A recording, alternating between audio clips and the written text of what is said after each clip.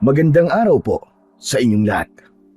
Sa araw pong ito ay mapapakinggan po natin ang buhay ng magkapatid na sina Dario at Alex. Ang magkapatid na hindi naranasan ang magkaroon ng kumpletong pamilya. Kaya naman, lumaki sila sa pangangalaga ni Lola Igma, ang matandang pinagkakautangan ng kanilang mga magulang. Tutal naman ay wala nang nagawa ang magkapatid dahil ayon dito ay patay na ang kanilang mga magulang. Ang pagkalat ng misteryosong sakit sa kanilang baryo ang naging dahilan kung bakit sila tinugis ng mga tao. Dito sila makakapulot ng isang mahiwagang gintong takore at makikilala nila ang engkantadong si Balidino. Ano ang mahalagang tungkulin ang nakaatang sa kanilang balikat? Magagawa kaya nilang labanan ang lumalakas na puwersa ng kasamaan?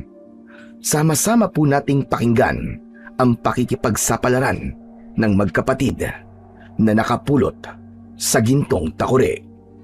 Ngunit bago po ang lahat, mga idol, huwag po nating kalimutan mag-subscribe at i-hit ang notification bell sa aking YouTube channel na The Voice Addict at Apong Isaak, para sa mas marami pang makapigil hiningang kwentong aswang at katatakutan mula sa mundo ng kababalaghan.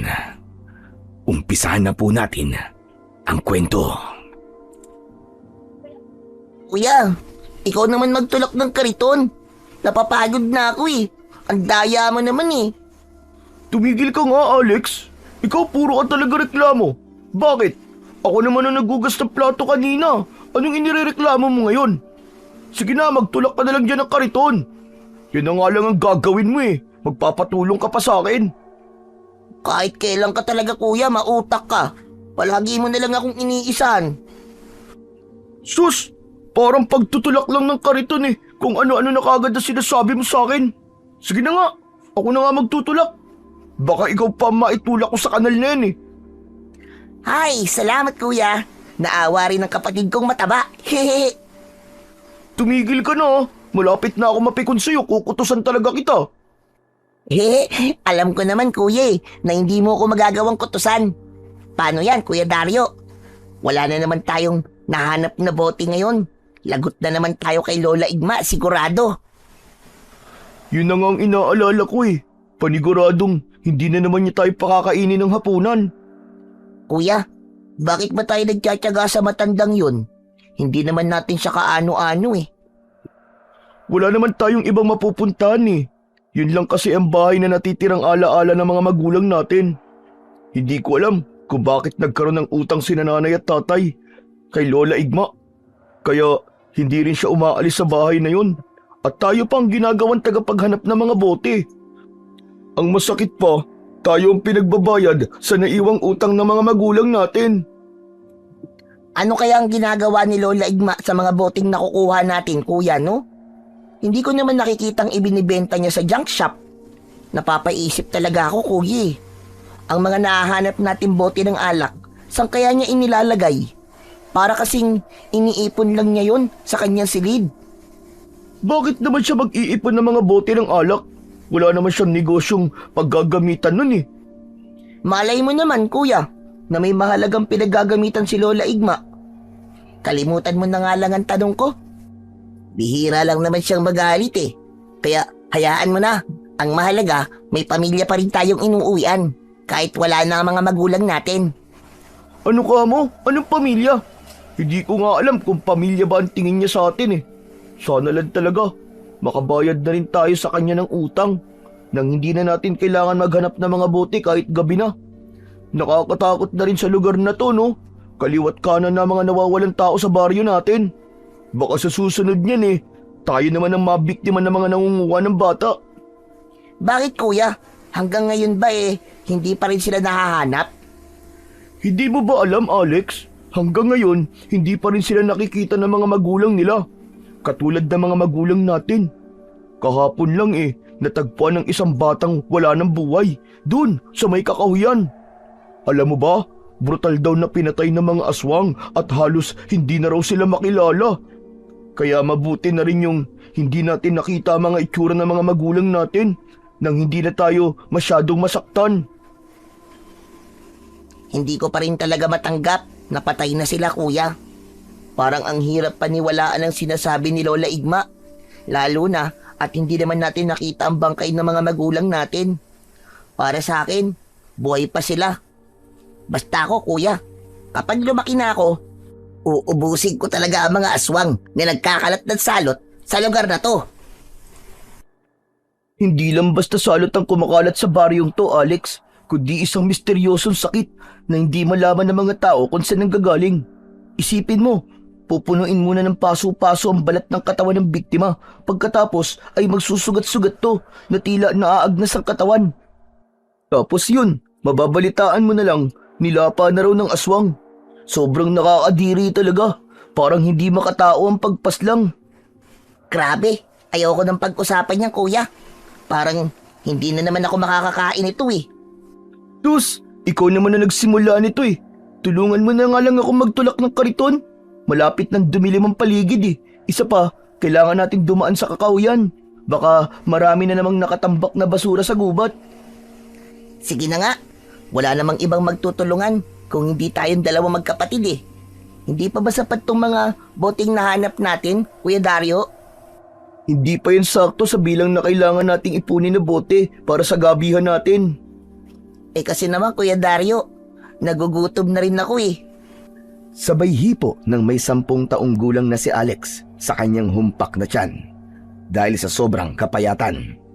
Habang ang may 15 taong gulang naman na si Dario ay mataba at mas malakas magtulak ng kariton kesa sa kanyang nakababatang kapatid. Habang tinatahak nila ang daan papunta sa bahay nila na nakatayo sa gitnang kakahuyan, ay hindi maiwasan ng magkapatid ang hindi mapalingon sa hulihan ng kanilang dinaanan. Bumundol ang kaba sa kanyang dibdib na parabang may nilalang na nakasunod sa kanila. Sa liblib na baryo ng San Agustin ay laganap ang kakaibang sakit sa balat ng mga tao. Ilang buwan na rin nilang nararanasan ang nakakatakot na pagpatay ng mga nilalang na hindi pa nila nakikita. Ang kakaiba lang sa mga aswang na pumapatay sa mga tao ay pinipili nila ang mga taong may mga sugat ang katawan. Madalas pa nga ay natatagpuan ang mga biktima sa loob ng silid. Wakwak ang tiyan at nawawala ang mga mata. Walang nakakita sa nangyari kung paano itong nilapa ng mabangis na nilalang, ni walang makapagbigay ng eksaktong deskripsyon ng aswang dahil hindi nila nararamdaman ang pag-atake ng kung sino mang nilalang na yon. Muntik mapatalon sa gulat si Alex nang bigla siyang sipain ng kanyang kapatid sa kanyang binti. Aray! Kuya, bakit ka ba naninipa? Huwag kang maingay. Huwag kang gagalaw, Alex. Nanigas ang katawan ni Alex nang sumulyap siya sa kanyang kapatid. Sinundan niya ng tingin ang tinitignan nito. Ganun na lamang ang panlalaki ng kanilang mga mata nang makita ang nangyayari kay Aling Tesing. Wala na itong buhay habang nilalantakan ng nilalang na malausok ang katawan. Hindi nila alam ang gagawin, kung tatakbo ba o magtatago, habang ang kanilang pagkakakapit sa hawakan ng kariton ay mahigpit. Maya-maya pa ay may lumitaw na isang nilalang na nanggaling sa likod ng mga puno. Lumulutang ito sa hangin papunta sa kinaroroonan ng biktima. Kuya, aswang ang nakikita natin, di ba? Pero bakit parang mga usok lamang sila? Huwag kang maingay, Alex. Baka mapansin nila tayo dito. Halika, iwanan na muna natin ang kariton dito. Magtago tayo sa halaman. Daan-daan ka lang sa paghakbang mo. Tila hindi na humihinga si Alex nang ihakbang niya ang kanyang paa papunta sa halamang itinuro ng kanyang Kuya Dario. Maingat silang nagtago sa malagong dahon habang nakasilip at pinapanood ang ginagawa ng mga nilalang sa katawan ni Aling Tesing. Maya-maya pa ay parang nagkaroon ng katawan ang aswang. Naghugis tao ito na siyang dumukot naman sa mga mata ni Aling Tesing. 2 palad ang naitaklob ni Alex sa kanyang bibig habang nanginginig ang kamay na nandidilat ang mga matang nakatingin sa biktima. Nang matapos ang mga ito sa ginagawa, ay tangka na sanang maglalaho sa hangin ang mga aswang. Kaya lang ay hindi sinasadyang mapabahing ni Dario, dahilan para maagaw ang atensyon ng mga nilalang. Halos magkasabay ang mga itong napatingin sa kanilang pinagtataguan. Mabilis na napatayo si Dario at hinila ang kamay ni Alex para tumakbo. Takbo na! Nakita na nila tayo, Alex! Sandali kuya! Hindi ko nakikita ang daan! Halos mabunot ang ugat ng halaman sa pagragasa ng takbo ni na Alex at Dario, papalayo sa mga nilalang na tila mga usok na humahabol sa kanila. Pakiramdam ni Alex ay hindi na lumalapat ang kanyang mga paa sa lupa. Mas lalo siyang kinabahan nang mabitiwan ni Dario ang kanyang mga kamay. Aswang! May mga aswang! Tulong! Tulungan niyo kami! Saklolo! Kuya Dario! Hintayin mo ako! Sandali lang! Wala silang pakialam kung saan man sila mapuntang magkapatid. Ang mahalaga ay makatakas sila sa mga nilalang na humahabol sa kanila ng sandaling yun. Paglingon ni Alex ay nakita niyang nakalutang ang malausok na aswang sa hangin, habang ang 2 bilog nito sa muka ay nagbabagang apoy sa sobrang pamumula. Ang isa pang kulay itim na usok ay nagbago ng hugis na tila isang buhay na hangin na humarang sa kanilang dinaraanan. Lumapat ito sa lupa at tumayo sa kanilang harapan. Nagkaroon ito ng hugis taong katawan habang nakataas ang mga buhok na lumulutang sa hangin. Matulis ang ilong at singkit ang mga mata. Ang ngipin nito ay maitim na tila nabubulok, habang ang tunog ng tawa ay parang sa mangkukulam. Patuloy ito sa paghakbang papalapit sa kinaroroonan ni Alex. Wag! Wag po kayo lalapit sa amin! Pakiusap po! Maawa na po kayo! Magpasalamat kayo at wala kayong sugat sa katawan bilang tatak ng aking pagkain. Ang gusto ko, ilihim nyo ang nakita nyo. Dahil kung hindi, kayo ang isusunod ko sa mga naging biktima ko. Opo.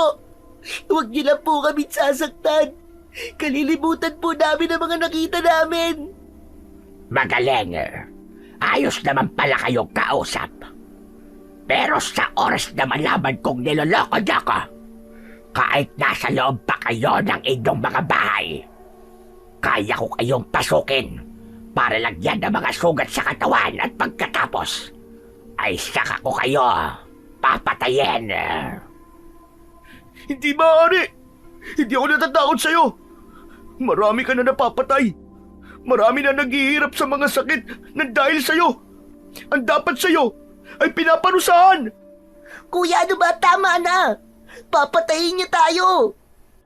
Pag inilihim natin to, Alex, ang ibig sabihin nun, pinagtatakpan natin siya at kasama tayo sa pumatay kay Aling Tesing. Dahil hindi tayo papayag sa gusto niyang mangyari. Kailangan itong malaman ng mga tao bago pa niya tayo ubusin at patayin. Ah, ganun ba?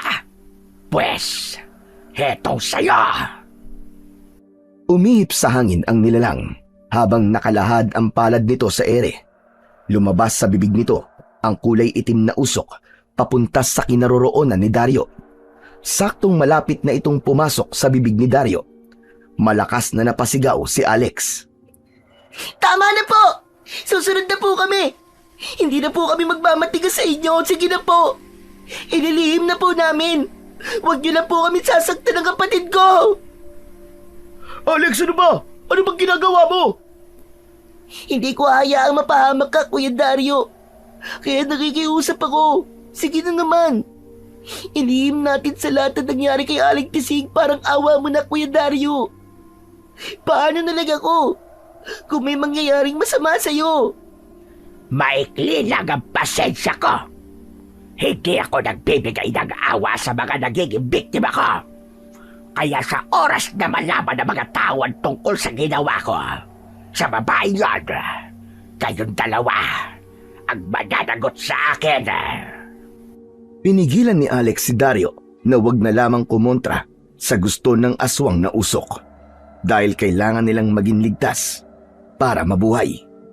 Halos bumaon ng kuko ni Alex sa kanyang palad nang lumapit sa kanila ang isa pang malausok na nilalang sa kanilang likuran at pinalilibutan silang dalawang magkapatid. Habang si Dario ay naluluwa sa galit, halata ang pagtutol sa mukha nito. Napapikit pa silang dalawa. Ayaw nilang makita ang itsura ng mga aswang na nasa kanilang harapan. Tila nasa harap sila ng apoy. Mainit at mabaho ang singaw ng usok sa katawan ng mga aswang. Naramdaman ni Alex ang pagguhit ng kuko sa kanyang braso. Kaya naman, napasulyap din siya sa nabiglang si Dario. Isa yang tatak na kasunduan. Sa oras na mag-traidor kayo sa akin, makakaramdam kayo ng pananakit ng sugat nyo hanggang sa hindi na ninyo makayang tiisin ng kirot. Kaya magmula ngayon, alipin ko na kayong dalawa. Isa na kayo sa mga bihag ko. Gagawin ko kayong kagaya namin at hindi na kayo makakaligtas sa akin. Hindi ko kayo patatawarin. Ito na ang simula ng pagbabago sa baryong umalipusta sa aking pagkatao. Hindi na nakatanggap ng tugon ng aswang mula sa magkapatid. Kaya naman, nilisan na ng mga ito ang lugar at naiwan sina Dario at Alex na labis ang panginginig ng katawan dahil sa takot. Napaupo sa lupa ang magkapatid at napahagulgol ng iyak si Dario. Dismayado nitong isinubsob ang muka sa dalawa nitong palad. Bakit ka nagdesisyon ng ganun, Alex? Bakit? Hindi mo ba alam na nakagawa ka ng kasalanan? Iniligtas kita, Kuya Dario. Nakita mo ba kung anong kaya niyang gawin sa'yo? Wala tayong laban sa kanya. Wala tayong sandata para labanan sila, Kuya. Patawarin mo ako, Kuya Dario. Pero yun lang ang naisip kong paraan para mabuhay tayong dalawa. Umayo si Dario at sa galit nito ay itinulak sa dibdib si Alex. Kaya naman, si Alex ang bumagsak sa lupa habang nagtatakang napatingin sa kanyang kapatid. Hindi mo alam kung anong ginawa mo! Alipin niya na tayo ngayon! Alipin niya na tayo! At ang pagpayag sa kanya ay buhay din natin na magiging kapalit, Alex.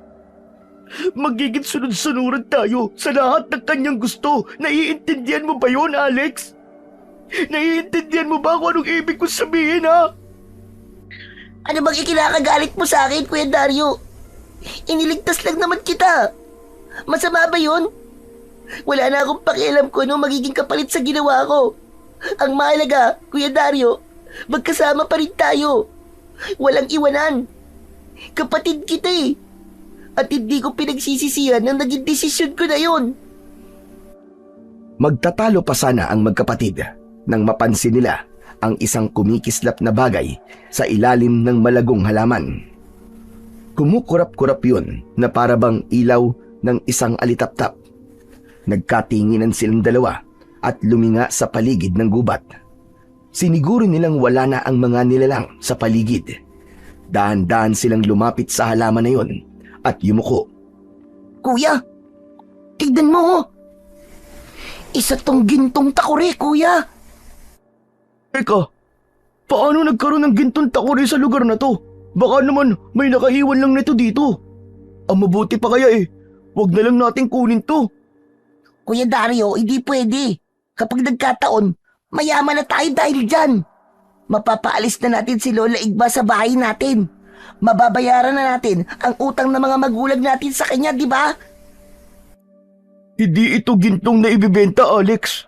Isa itong kakaibang gamit na sadyang nagpakita sa atin dito. Pambira naman, Kuya Dario. Halata namang ginto ang takurin yan eh. Akin na. Ako na magdadala niyan. Kung ayaw mong kunin ng gintong takuri, ako na ang bahalang magbenta niyan. Sandali lang, Alex. Hindi tayo dapat basta nalang magtiwala sa gamit na yon. Paano kung may sumpa ang takuri na yan, di ba? Hindi inaalis ni Alex ang tingin sa maliit na gintong takuri na nakasiksik sa halaman.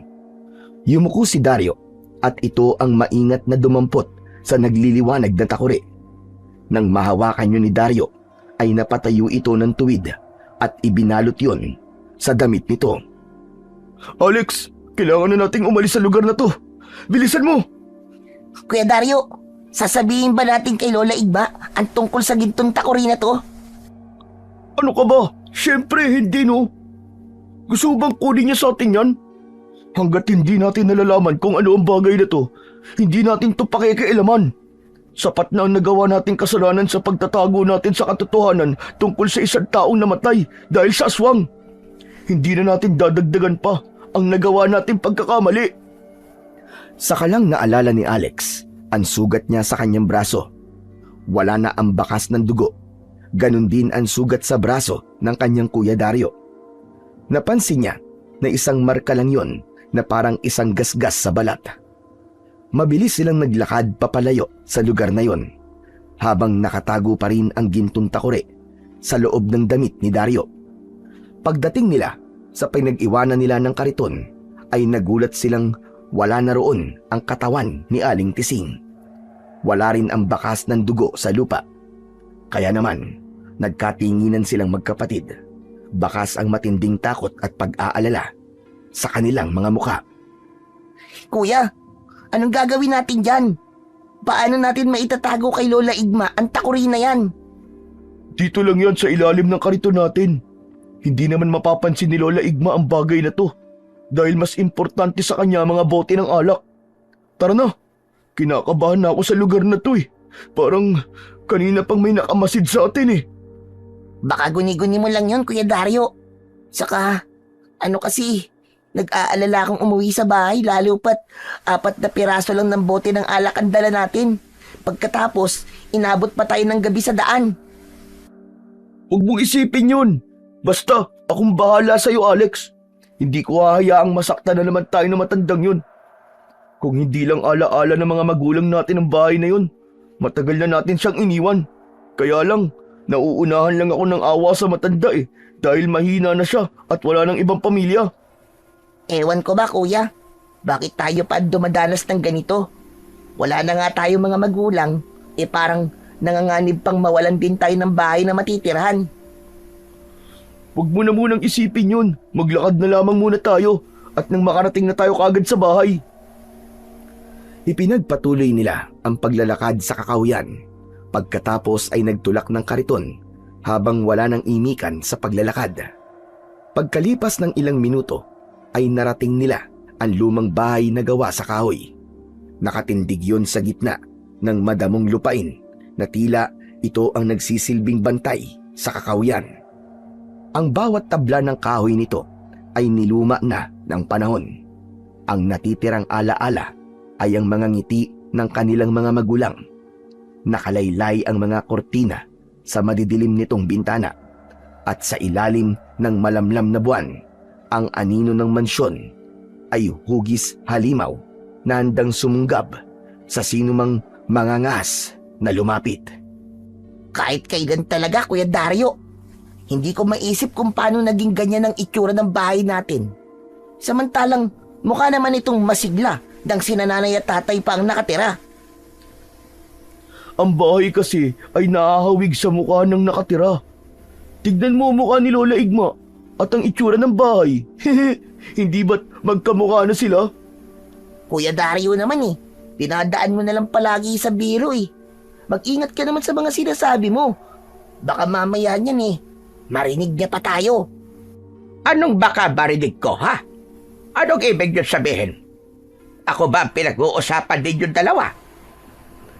Halos humiwalay ang kaluluwa ng magkapatid sa gulat nang biglang magsalita si Lola Igma sa kanilang likuran. Si Dario na nakangiti ay napalitan ng pag-aalala ang anyo ng muka, habang si Alex naman ay pigil ang tawa habang hindi makatingin sa matanda na ang buhok ay hindi nakatali. Nakalugay yon sa dibdib nito. Kapag humahangin ay kasama ang buhok nito sa pagtaklob sa muka. Kaya naman, saglit na nakalimutan ng magkapatid ang tungkol sa pinatay na si Aling Tising. Nangako sila sa aswang na pumatay sa matanda na walang makakaalam sa nangyari. Kaya iniwasan nila ang matanda na tignan. Anong pinag-uusapan niyo tungkol sa bahay ko, ha? Wala po, Lola Igma. Inaalala lang po namin ang mga magulang namin. Gusto po sana naming makita kahit po ang puntod nila. Hindi ako naniniwalang ang tungkol sa mga magulang niyo pinag-uusapan niyo. Anong meron sa bahay ko, ha? Teka, sandali lang. Bakit ito lang ang mga boteng nakuha niyo? Hindi ito sapat sa dami ng boteng na pag-usapan natin. Alam po namin kung anong ibig niyong sabihin, pero Lola Igma, kanina papuntang halian kaming hindi kumakain ni Alex eh. Baka naman po kahit magsalo na lang po kami sa iisang plato. Bigyan niyo po kami kahit konting makakain lang. Hindi pwede. Ang usapan ay usapan. Kapag pinagbigyan ko kayo ngayon, tiyak na uulitin lang niyo yan sa susunod na araw. Sige, ipasok niyo ang kariton sa loob ng bahay. Magtitiis kayo sa gutom. Dagdagan niyo bukas ang pagkuha sa mga bote ng alak. Ay, nako, lintik talaga. Maghapon kayo nawala pagkatapos 4 lang na bote ang nadala niyo rito. Lola Igma, ano po ba kasi ang ginagawa niyo sa mga bote ng alak? Sa palagay ko po, marami na mga boteng nakalagay sa lumang silid na pinag-iimbakan niyo eh. Baka naman po, pwede na kaming kumain. Talagang gutom na po kami ni Kuya eh. Maawa naman po kayo sa amin. Kailan ka pa nag-usisa sa mga ginagawa ko, ha, Alex? Nagre-reklamo ba kayo sa mga patakaran ko dito sa bahay? Kung ayaw nyo ng mga kondisyon ko, umalis kayo. Malaya kayo sa gusto ninyong gawin. Hindi ko kayo pipigilan. Alalahanin ninyong sa oras na umalis kayo sa bahay, hindi na kayo makakabalik dito. Lola Igme, pasensya na po kayo sa kapatid ko. Gutom lang po siya kaya niya po nasasabi yun. Hayaan niyo po at pagsasabihan ko na lang po siya. Dapat lang. Dahil sa susunod na magtanong at magrereklamo pa kayo sa mga ginagawa ko at patakaran, hindi ko na kayo pagtsatsaga ang dalawa. Palalayasin ko talaga kayo sa aking pamamahay. Magpasalamat na lamang kayo at kahit papano, naaawa pa ako sa inyo. Nakakaintindihan ba tayo? Bakit niyo naman po kami palalayasin? Bahay naman po namin to. Inangkin niyo lang po sa mga magulang namin. Ano ka ba? Ulitin mo nga ang sinabi mo, Alex. Wala po, sige po. Ipapasok na po namin ang kariton sa loob ng bahay. Aangal-angal pa. Wala namang kakayahan. Mga inotel na hampas lupa. Sa laki ng utang sa akin ng mga magulang nyo, kulang pa mga buhay nyo para bayaran ang utang nila sa akin. Kaya wala kayong karapatang magreklamo o makita ang puntod ng mga walang yan yung mga magulang. Malas nyo dahil nagkaroon kayo ng manlulokong ama at ina. Kasabay ng pagtalikod ni Lola Igma ang pagtulo ng luha sa mga mata ni Alex. Nanginginig ang kanyang kamay dahil sa galit. Dahil hindi niya alam kung gaano pa sila katagal na magtitiis sa masasakit na salitang binibitiwan ni Lola Igma sa kanila. Dahil hanggang ngayon ay hindi pa rin nila alam kung ano bang klase ng utang ang dapat nilang bayaran sa matanda. Kuya Dario, ang lupit-lupit niya. Ang gusto ko lang naman makasama ang mga magulang natin. Gusto ko silang makita. Kahit patay na sila. May awa ang Diyos, Alex. Makikita rin natin ang kanilang puntod.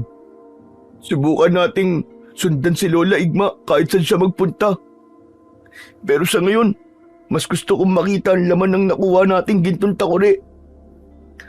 Tila naglaho ang lahat ng sama ng loob ni Alex nang mabanggit ni Dario ang tungkol sa binabalak nitong gawin. kahit nararamdaman niya ang pangangalam ng kanyang sikmura. Sumunod siya sa kanyang kapatid at itinabi ang kariton sa isang sulok ng kanilang kwarto na siyang tulugan naman nila. Tila bodega ang kanilang silid tulugan dahil bukod sa mainit na ay tambakan din yun ng mga kasangkapang hindi na ginagamit. Maingat na kinuha ni Dario ang gintong takure sa ilalim ng kariton, saka pumasok sa loob ng kanilang kwarto. Si Alex naman ang nagsara ng pinto. Si Dario ang naunang naupo sa katre na gawa sa tabla. Hinintay siya nitong lumapit bago nito binuksan ang takip. Pagsilip nila sa loob ay madilim lang yun at wala naman silang nakitang laman. Anak ng... Wala naman laman to, Kuya Dario eh. Baka ito lang talagang labas ang mahalaga sa gintong takuri na to. Mahilig kasi tayo maniwala sa mga kwento ng mga matatandang nakakasalamuha natin eh. Kaya tayo nag-isip na baka may iba pang kayamanang nakalagay sa loob ng takuri na yan. Baka naman isang kagamitan lang to ng pan-display. Kasi kung totoong ginto to, aba, imposible namang pakalat-kalat lang to sa damuhan nang wala man lang nagkaka-interes. Bigla tuloy ako nagutom uli, Kuya Dario. Akma na sanang itatabi ni Dario ang gintong takure nang muntik nitong mabitiwan at nasaluyon ng kamay ng magkapatid. Bigla silang nakaramdam ng malakas na pagyanig sa loob ng takure na para bang may gustong lumabas. Nang hinawakan nila ang labas ng gintong takure, tila ba may dumaloy na kuryente sa kanilang mga kamay. Hindi sila makasigaw dahil nag-aalala silang baka marinig sila ng matanda. Habang hindi pa rin nila binibitiwan ang gintong takure. At sa isang iglap, kumidlat ang liwanag mula sa loob ng takure. Biglang lumitaw ang kulay berdeng usok. Lumulutang yun sa hangin at umiikot sa kanilang paligid. Sa pag-ikot nito ay unti-unting nabuo ang figura ng isang nilalang. Matangkad, may malalapad na balikat at ngiting may halong kababalagan. Kumikislap ang mga gintong alas sa leeg nito at ang kalahati ng katawan ay malausok na nakadugsong sa bibig ng takure. Sumasayaw ito sa hangin habang titig na titig sa kanila. Hindi na nila napigilan ng magkapatid ang kanilang mga sarili at magkasabay silang napasigaw ng malakas. Alimaw! May alimaw sa takure! Tulong! Maligno! May maligno! Umikot muli ang kulay berdeng liwanag sa kanilang harapan habang nakangiti ito. Mabuti na lang at hindi sila maririnig ng matanda sa kanilang kwarto dahil sa mahina na ang pandinig ni Lola Igma. Hindi sila kumukurap na nakatitig sa nilalang na nakalutang sa ere. Magandang gabi mga kaibigan. Ako ang inyong lingkod, si Balidino, na inyong alipin at tagapagpatupad ng inyong kahilingan. Hindi makapagsalita ang magkapatid habang nakaawang ang kanilang mga bibig. Nagkakatinginan silang muling sumulyap sa nilalang na nakadipa ang braso sa kanilang harapan. Lalo na at kakaiba ang paraan nito ng pagsasalita. Hep, hep, hep! Huwag kayong matakot mga kaibigan. Isa lamang akong bilanggo ng gintong takure. Nais kong tumupad ng 3 kahilingan sa aking munting tagapagligtas. Tagapagligtas? Sino po ba kayo? Ano po bang ginagawa niyo sa loob ng takure? Paano ka nagkasya sa loob ng gintong takure? Paumanhin mga kaibigan, isa lamang akong hamak na tagatupad ng inyong kahilingan. Kapalit ng pagkakakuha niyo sa akin sa gitnang kagubatan. Sandali lang po. Bakit parang iba po ang tono ng salita niyo? Ay, Balidino? Taga rito po ba kayo sa mundo ng mga tao? Tila may alam ka sa akin, kaibigan. Tama ka sa iyong sinabi. Ginamit ko lang ang kapangyarihan ko para magkaintindihan tayong 3. Naghihintay ako sa inyong mga kahilingan. Ibig mo't sabihin, meron kang kapangyarihan na tumupad sa mga kahilingan namin? Kung ganon, tagasan ka? Bakit kami ang napili mong pagpakitaan? Simple lang, dahil nararamdaman kong mabuti ang inyong kalooban. 3 kahilingan ang tutuparin ko sa inyong dalawa. Kailangan ay sabay kayong hiling sa akin. Pero, hindi mo pa sinasagot ang tanong namin sa'yo kanina, Balidino. Sino ang naglagay sa'yo sa loob ng gintong takuri? At paano ka nakulong dyan? Ipagpaumanhin niyo mga kaibigan, subalit labag sa aming patakaran na sabihin kung ano ang dahilan at kung paano ako napunta rito. Hindi rin maaaring sabihin sa inyo kung ano ang mga dapat ninyong hilingin sa akin. Kung ganun pala, kami ang pipili sa 3 kahilingan, Balidino.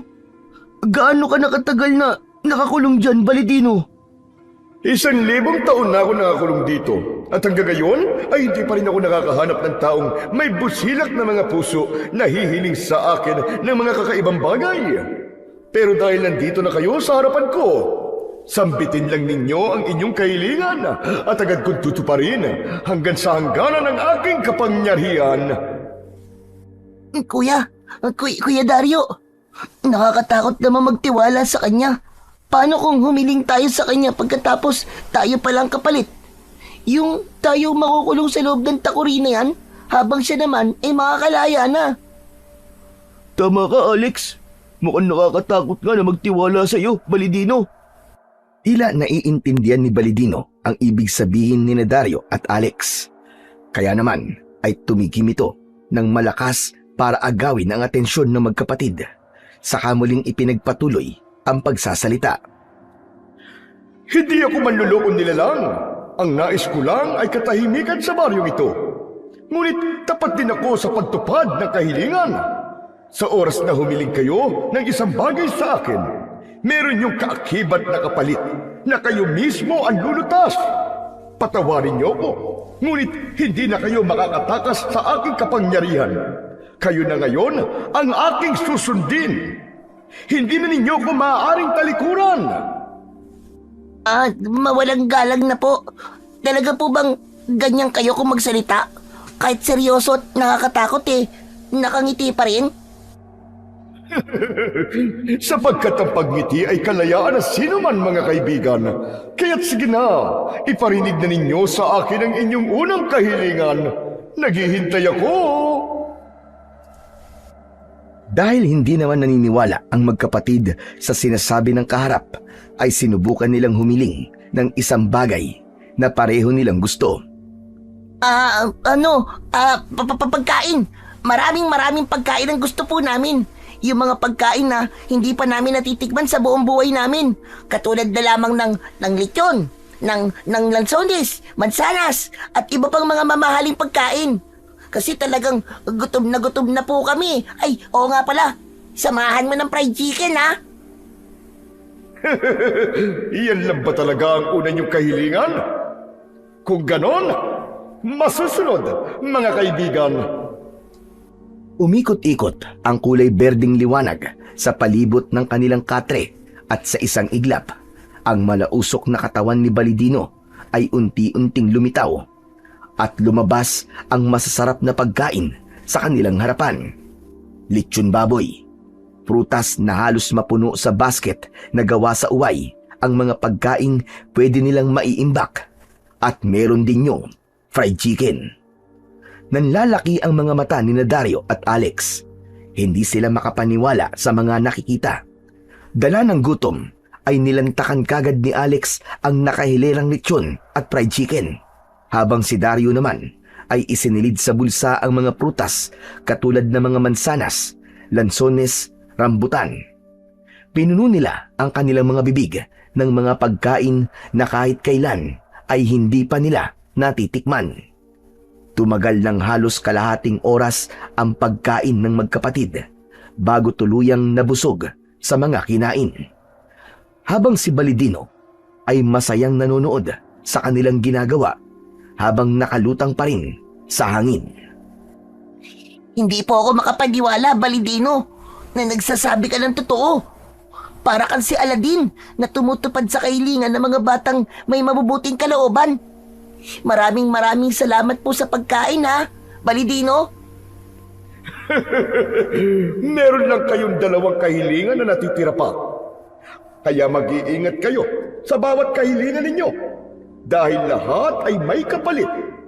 Maaari niyo akong kausapin kahit ako ay nasa loob ng gintong takuri. Subalit, maaari lamang akong lumabas para sa pagtupad ng kahilingan ninyo. Hindi rin ako maaaring masilayan ng ibang tao dahil manganganib akong mawala sa inyo. Hahabulin nila kayo at aagawin ako sa inyong pangangalaga. Balidino, anong mangyayari sa amin kapag hindi namin natapos ang kahilingan? Hindi ko rin maaaring sabihin sa inyo yan. Labag yun sa patakaran. Kaya't paalam na muna mga kaibigan. Hanggang sa muli nating pagkikita. Paalam! Isang malakas na hangin ang humigop sa malausok na katawan ni Balidino at biglang nagsara ang takip ng gintong takuri.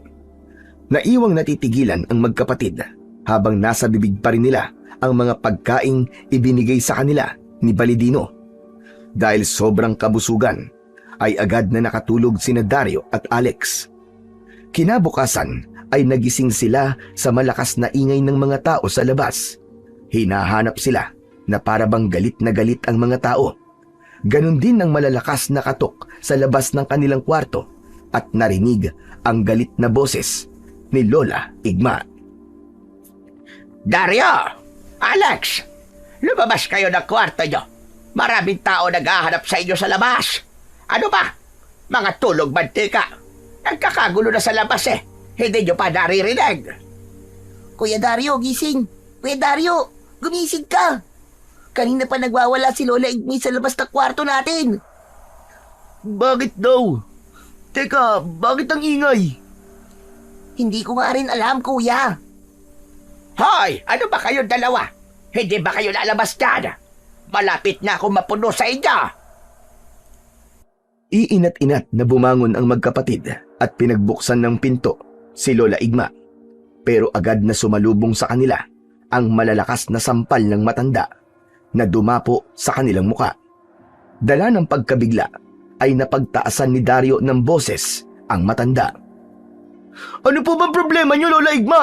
Kaya aga-aga po nananakit na kaagad kayo. Ano po bang kasalanan namin at sinaktan niyo po kami ng ganito? Ba't lintik na batang ito ah? Nagtatanong ka pa?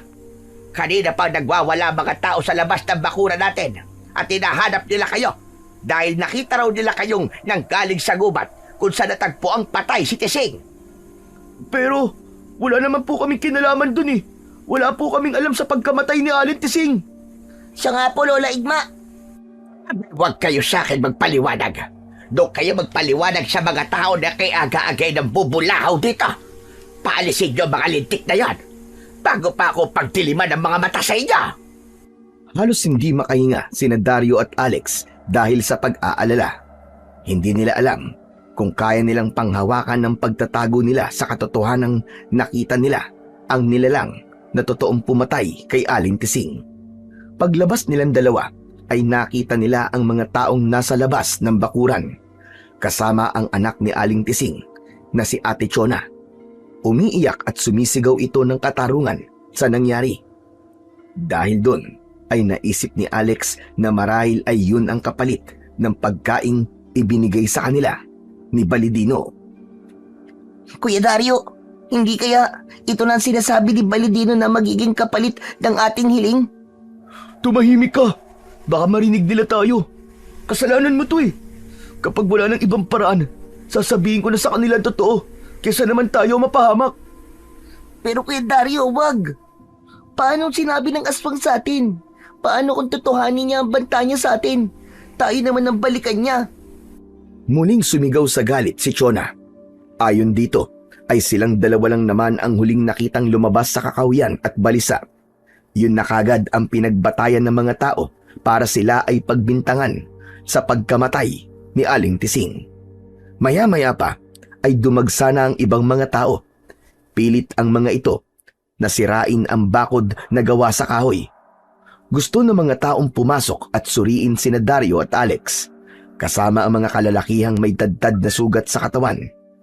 Galit na galit ang mga ito na nagwawala. Dahil pati ang pagkakaroon ng mga ito ng sugat sa balat ay sa kanila na rin ibinibintang.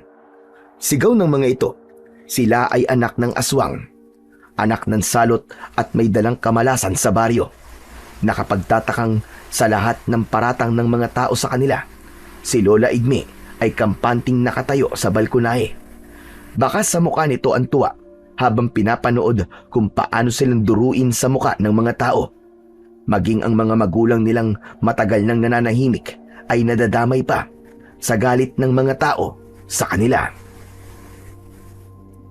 Wala po kaming kasalanan ng kapatid ko. Hindi kami aswang at lalong hindi po kami salot na nagdadala ng kamalasan sa baryong to. Paano niyo po nasasabi sa amin ang mga bagay na yan? Hindi po ba't naging mabuting tao naman po sina Inay at Itay sa inyo? Kuya Dario, anong gagawin natin? Natatakot na ako sa kanila. Huwag ka matakot sa kanila dahil wala naman tayong ginagawang kasalanan. Hindi tayo ang pumatay kay Aling Tising at alam ng Diyos na hindi tayo may gawa nun. Sandali lang. Hindi pa ba ninyo paaalisin ang mga taong yan? Ano ba nagawa niyong kasalanan at galit na galit sa inyo mga tao? Naisip ba ninyo na baka sa nangyari ngayon ay hindi na kayo makakahanap ng mga bote sa kanilang lugar? Wala na po kaming pakialam kung wala na kaming mahanap na mga bote sa baryo. Basta mapatunayan lang po namin na wala kaming ginagawang masama sa kanila. Wala kaming kasalanan. Ang mabuti pa kaya sabihin na lang namin sa kanila na alam namin kung sino ang pumatay kay Aling Tising. Kuya Dario, bakit mo sinabi kay Lola Igme? Ano sabi mo, ha, Dario? Alam namin kung anong klaseng nilalang ang pumatay kay Aling Tising. Kaya kung mapapahama kami ngayon dahil kami ang itinuturong pumatay kay Aling Tising, ay mas gugustuhin na po naming mamatay. Kesa ang pagbintangan po kami mga salot, aswang at may dalang kamalasan. Hindi po namin matatanggap yun. Tila nabigla si Dario sa mga sinabi, kaya naman umiwas ito ng tingin sa matanda at hinarap ang mga tao.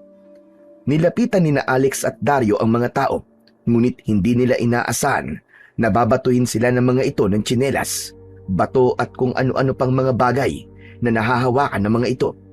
Kaya naman si Lola Igma ang lumapit sa mga ito at nandidilat ang mga mata dahil sa galit. Hoy! Ikaw, Chona! Sadya bang makitid ang utak mo para pagbintangan ng mga apo ko sa pagpatay sa nanay mo? Kung hindi ako nagkakamali, wakwak ang tiyan at nawawala ang mga mata ni Tiseng. Malakas ang kutob kong pinatay siya ng naititismis niyang kaibigan. Kaya imbes na awayin at batuhin niyo mga apo ko, humanap na muna kayo ng matibay na ebidensya na magtuturo sa kanila na sila nga ang mga aswang. Galit na sumagot si Ate Chona at sinabi nitong alam ng babae na hindi nito totoong apo sina Dario at Alex.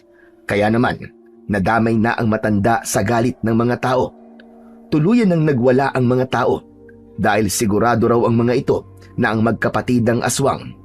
Ilang beses na raw na nakikita ng mga ito na kapag na may namamatay sa baryo, ay nakikita sina Dario at Alex na papalabas sa gubat. Kaya itong mga huling nangyari, alam na nilang yun na raw ang matibay na ebidensyang magtuturo sa magkapatid. Teka lang naman po. Ano pong kinalaman namin doon? Naghahanap lang naman po kami ng bote ng alak sa gubat dahil doon kayo madalas na magtapon ng mga basura. Hindi pinakinggan ng mga tao ang sinasabi ni Alex. Mabilis na nasira ng mga tao ang bakod na gawa sa kahoy at hinabol sila ng mga ito para pagtulungang bugbugin. Mabuti na lang at nagawa na ng dalawa na makatakbo papunta sa silid nila at makuha ang gintong takore. Sa likod sila dumaan para tumakas. Naiwan nila si Lola Igma na hindi naman pinakialaman ng mga tao. Yakap ang gintong takore ay mabilis ang kanilang takbo papunta sa kakawyan. Ililigtas nila ang kanilang sarili laban sa mga tao na nais silang patayin. Parang mga wala sa sarili ang mga ito at ayaw makinig sa kanilang paliwanag. Kuya Dario, saan na tayo pupunta ngayon? Alex, saka na natin isipin yan. Ang mahalaga, makaalis na muna tayo sa lugar na to. Sa gitna ng makulimlim na kalangitan na bahagyang sumisikat ang araw, malamig ang hihip ng hangin. Humahampas sa kanilang muka ang hangin, habang mahigpit na yakap ni Dario ang gintong takure. Samantalang si Alex ay habol ang sariling hininga na tinahak ang masukal na daan ng kagubatan. Basang-basa ang kanilang mga paa sa hamog at putik, ngunit hindi sila tumigil sa pagtakbo. Ang bawat hakbang ay may halong takot at determinasyong makatakas. Sa likuran nila, ang mga yabag ng mga humahabol ay unti-unting lumalakas. Parang mga aninong walang muka na pilit silang inaabutan. Kumakabog ang dibdib ng nakakatandang kapatid habang hawak-hawak ang kamay ng bunsong si Alex. Sandali lang, Kuya Dario. Hindi ko na kaya. Magpahinga na muna tayo. Hindi tayo maaaring magpahinga, Alex. Hindi tayo titigilan ng mga taong yun. Hindi mo ba napapansin na parang wala sila sa kanilang mga sarili? Halika na! Nariyan na sila, baka abutan na tayo! Mabilis na tumatakbo ang magkapatid habang habol ang sariling hininga. Sa bawat pagtalon sa ugat ng punong nakalitaw sa daan ay hindi sila naghihiwalay. Bawat pag-iwas sa mga matutulis na sanga, hindi nila iniisip ang sakit o pagod. Ngunit pagdating nila sa gitnang kakahuyan, humarang ang 3 tao na tadtad sugat sa katawan. Umiiyak ang mga ito sa labis na galit at agad silang sinugod ng suntok. Kaya naman, dala ng takot ay bumaling ang dalawa sa ibang direksyon ng daan. Hindi nila alam kung bakit sila hinahabol ng mga nilalang na yon. Ang gubat ay tila naging buhay. Sumasabay ang kalikasan sa kaba ng kanilang pagtakas. Umiingay ang mga daon, sumisipol ang hangin, at dumadaloy ang kabog ng puso sa kanilang pagtakbo. Naluluwang tiniis ni Alex ang sakit ng kanyang paa at dibdib. Kasalanan to ni Balidino eh! Humanda talaga siya sa akin! Makikita niya! Hindi ko siya patatawarin! Oy, oy, oy! Naririnig kita, kaibigan Dario. Maging ikaw, Alex. Alam ko ang pinagdadaanan niyo ngayon. Subalit wala akong kasalanan sa mga nangyayari. Ang tanging dahilan lamang ng inyong paghihirap ay ang nakita nila ang gintong takuri sa inyong kamay. Kagaya ng aking sinabi, hindi maaaring makita ng ibang tao ang gintong takuri sapagkat sila ay mag-aagawan na parang nawawala sa kanilang mga katinuan. Iyon ang nangyayari ngayon. Pero, sigurado po akong hindi nila nakita ang gintong takuri. Pero bakit tinahabol pa rin po nila kami? Hindi ba't nabanggit ng babae na nakita nila kayo nang lumabas kayo ng gubat? Maaaring doon kayo nila nakita. Kaya nagkakagulo sila ngayon dahil ang balak nila kunin ang gintong takuri. Huwag kayong pumayag. Gawin nyo ang lahat ng inyong makakaya para hindi makuha sa inyo ang gintong takuri. Ano ba? Tumigil ka na nga sa mga makaluma mong pagsasalita. Ikaw pa rin ang dahilan kung bakit kami napapahamak ngayon. Kuya, sandali lang. Tignan mo. May malausok na nakaharang sa ating daladaanan. Mukhang tama nga si Balidino. Hindi nila tayo tatantanan sa paghabol sa atin. Sila ang kalaban. Sila ang totoong may gawa nito. Kaya mag-iingat kayo, mga kaibigan. Hindi kayo maaaring mapahamak. Tumigil ka na nga! Huwag kang umasta na parang wala kang kasalanan. Teka, hindi mo ba kami pwedeng tulungan? Ikinilulungkot kong hindi. Subalit, tagapagpatupad lamang ako ng hiling ninyong magkapatid. Hindi ako maaaring sumali sa inyong laban. Hindi ako maaaring sumuway sa patakaran ng gintong takuri. Hindi inaalis ni Alex ang tingin sa nilalang na nakalutang sa hangin. Nakatayo lang ito sa bahaging madilim na kakahuyan.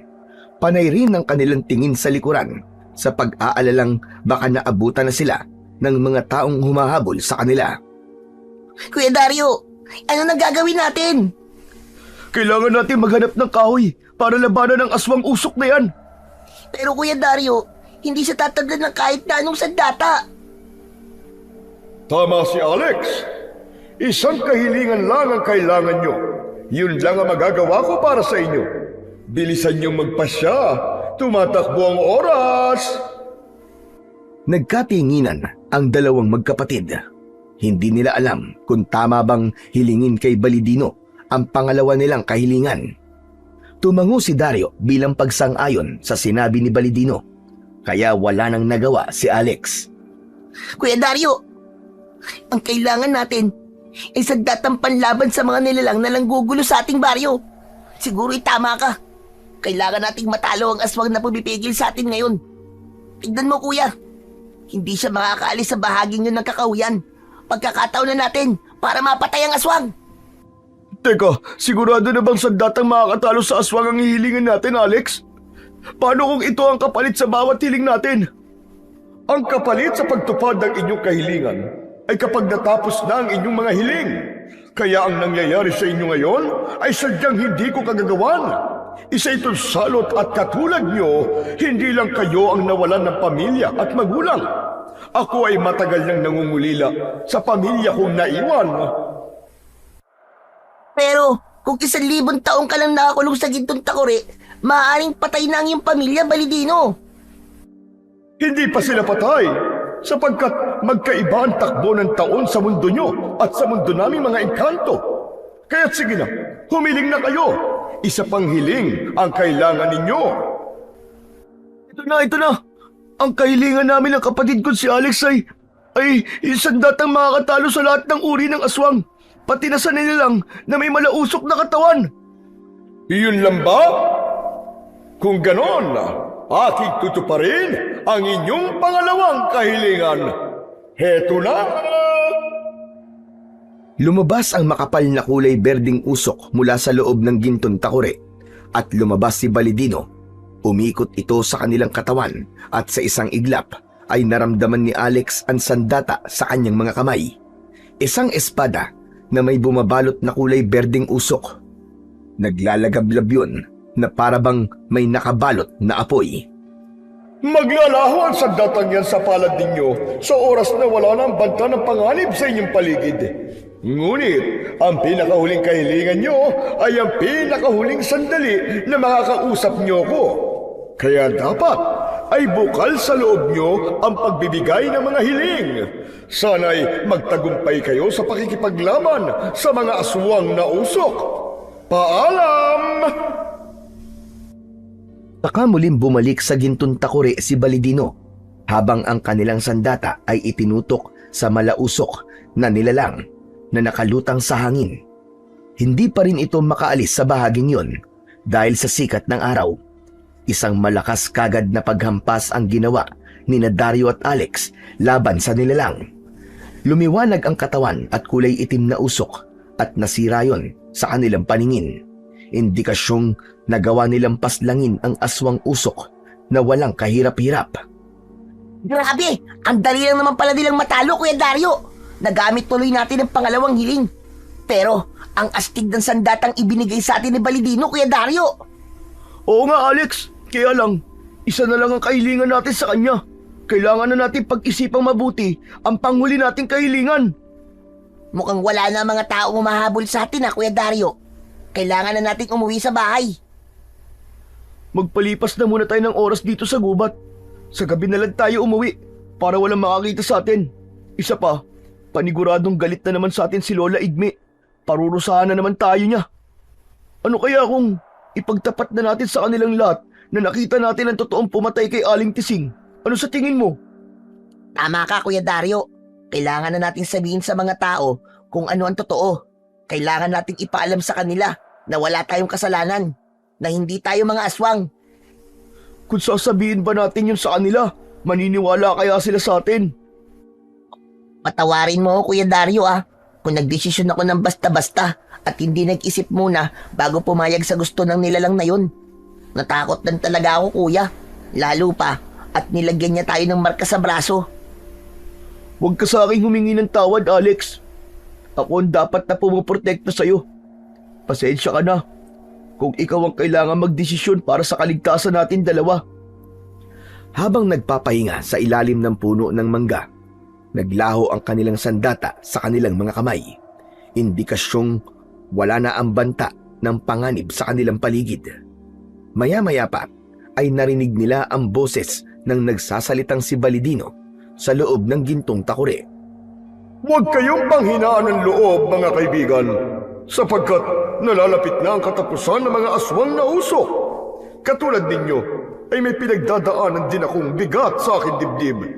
Ngunit wala akong magawa. Nakakulong ako. Hindi ako malayang katulad ninyo. Ngunit sana, dumating ang oras na muli ko nang makasama ang mga magulang ko. Sabik na talaga akong makita sila. Bakit, Balidino? Hindi ba kaya ng kapangyarihan mong umalis dyan, ang makalaya? Nakasamaang palad ay hindi. Dahil isa lamang akong hamak na ang tingerong engkanto na nakialam sa masasamang gawain ng mga elementong ayaw magpasakop sa kaharian naming mga immortal. Kaya sa aking nagawa, naparusahan ako't nakulong dito. Malaki ang naging kasalanan ko sa mga magulang ko sapagkat hindi ko pinakinggan ang kanilang mga payo. Ako pa rin ang nasunod sa buhay ko. Kaya nandito ako ngayon, nagdudusa habang nag-iisang hinaharap ang problema. Naramdaman ni Alex ang lungkot sa boses ni Balidino. Tila nawala ang ngiti sa labi nito at hindi niya maintindihan kung ano ang mga sinasabi nito. Isa lang ang alam niya. Katulad niya ay nangungulila na rin ito sa mga magulang. Ngunit silang dalawa ni Dario ay wala na silang pagkakataon para makausap at makasama pa ang kanilang nanay at tatay. Dahil ultimo libingan ng mga ito ay hindi sinasabi sa kanila ni Lola Igma. Ilang oras din ang lumipas at namalayan nilang madilim na ang paligid. Nalibang sila sa pakikipag-usap kay Balidino. Maya-maya pa ay nagsimula ng lumiwanag ang paligid dahil sa paglitaw ng bilog na buwan sa ulap. Nagdesisyon na silang pumunta sa bahay ni Lola Igma. Nakapagtataka namang hindi man lang nakakaramdam ng gutom si Alex. Sa halip, mabilis silang naglakad pabalik sa bahay nila. Pagdating nila sa labas ng bakuran ay nagtataka sina Dario at Alex sa kakaibang katahimikan ng buong bahay. Maingat silang umikot papunta sa pintuan ng kusina. Nagpalinga-linga rin sila sa paligid ng bahay sa pag-aalalang baka may mga tao pa ring nakaabang sa kanila. Kuya Dario, parang wala si Lola Igma sa bahay natin ah. Nasaan kaya siya? Hindi kaya dinala siya ng mga tao kanina? Hindi nila pwedeng gawin yun, Alex. Walang kasalanan sa kanila si Lola Igma. Kaya maaaring natutulog na siya sa kanyang kwarto. Huwag na lang tayo maingay para hindi niya tayo mapagalitan. Magaan ang akbang ng dalawa nang pumasok sila sa kusina. Ngunit nahagip ng kanilang paningin ang pagpasok ng matanda sa lumang silid ng kanilang mga magulang. Bumilis ang tibok ng puso ni Alex habang napasulyap siya sa nagtatakan si Dario. Kasabay ng paggalaw ng gintong takure sa ilalim ng damit ni Dario. Kaya naman, pinili nilang itago yun sa ilalim ng lababo habang sinusundan nila ng tingin ang matanda. Diyan ka na muna, Balidino ah. Sa ilalim ka lang ng lababo.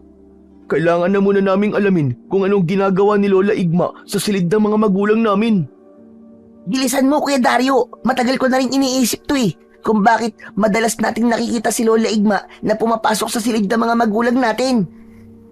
Naunang humakbang papalapit si Dario sa nakaawang na pinto ng silid, habang si Alex ay hindi inaalis ang tingin sa unahan ng kanilang dinadaanan. Malamlam ang sikat ng ilaw sa lumang gasera, habang ang kanyang kaba sa dibdib ay pabilis ng pabilis. Maya-maya pa ay sumilip sila sa siwang ng pinto. Nakita nilang nakadipa ang braso ng matanda sa harap ng altar ng kanilang mga magulang. Nakaluhod itong nakatalikod sa kanila, kaya hindi kagad napapansin ni Lola Igma ang kanilang presensya. Umuusal ito ng isang panalangin sa harap ng altar na may kulay itim na ribulto. Sa katre naman ay daan-daan na mga bote ng alak ang nakahilera sa ibabaw ng higaan. Hanggang sa sahig ng kwarto ay makikita ang mga nagkalat na bote. Tila may mga laman yun na parang kulay itim na usok na walang tigil sa paggalaw. Bumundol ang kaba sa kanilang dibdib at maingat na pumasok sa loob ng kwarto. Dahil abala ang matanda sa pag-uusal ng orasyong itim, hindi nito napapansin ang magkapatid na tahimik nang nakatingin sa ginagawa nito. Dinig na dinig din ni Alex ang ritual ng mga bulong na lumalabas sa bibig ni Lola Igma. Nakakakilabot ang paraan nito ng pagtawa habang nakapikit. Panginoon ko, na hari ng kadiliman, damhin mo ang aking pagsusumamo. Ipagkaloob mo sa akin ang kapangyarihang walang kapantay. Habang buhay ko kayong paglilingkuran, kapalit ng mga kaluluwang nakakulong sa aking sisidlan. Panginoon o hari ng dilim, pakinggan ang aking hiling. Ibalik ako sa aking lakas at panatilihin ang aking kapangyarihan. Sa pagkabigla ni Alex ay napataklob siya ng palad sa kanyang bibig at napasigaw dahil sa labis na takot.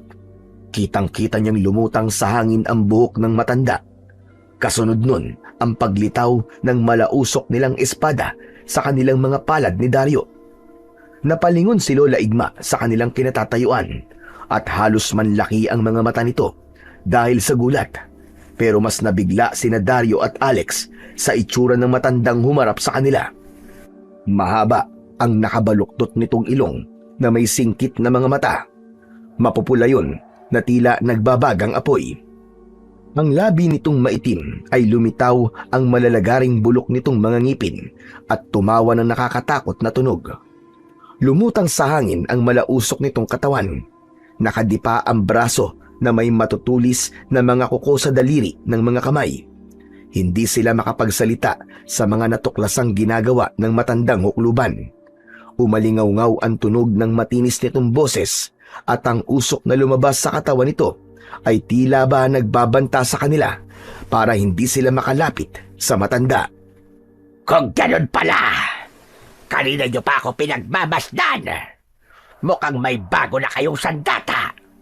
Sa palagay ba ninyo, ay matatalo niyo ko ng dahil dyan? Hayop ka! Ikaw pala matandang bruwan na naglagay ng marka sa aming mga braso! Magbabayad ka! Papatayin kita! Ikaw ang dahilan kung bakit kami hinahabol ng mga tao!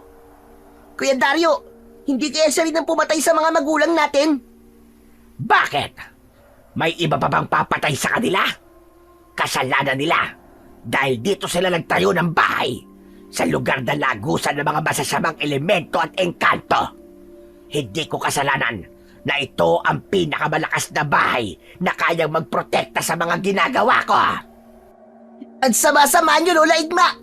Ang dapat sa inyo, mamatay! At sino papatay sa akin? Kayo? Wala kayong laban sa lumalakas na kapangyarihan ko. Pagmasdan nyo mga boteng nakuha ninyo. Bawat isang bote ay may nakakulong na kaluluwang may maitim na budhe. Sila rin ang ginagawa kong aswang. Ginagamitan ko sila ng kapangyarihan ko bilang isang pinakamalakas na mangkukulam sa daigdig. At kapag tumalab na sa kanila ang kulam ko, saka ko sila kakainin. Inuubos ko ang kanilang dugo para manatili ang lakas ko.